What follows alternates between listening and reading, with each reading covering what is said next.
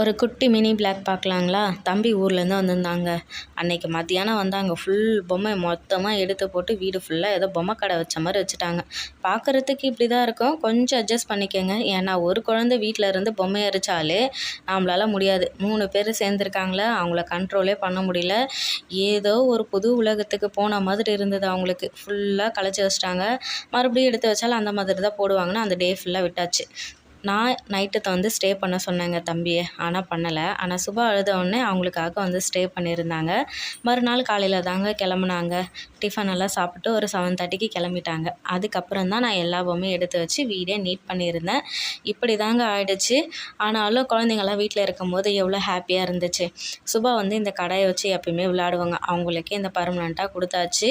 உங்கள் வீட்டில் குட்டி பசங்களாம் எந்த மாதிரி இப்போ சேட்டை பண்ணுவாங்க, வீடெல்லாம் எப்படி நீட் பண்ணுவீங்கன்னு சொல்லுங்கள். இவ்வளோதாங்க. இந்த மினி பிளாக் உங்களுக்கு பிடிச்சிருந்தா லைக் அண்ட் சப்ஸ்கிரைப் பண்ணுங்கள்.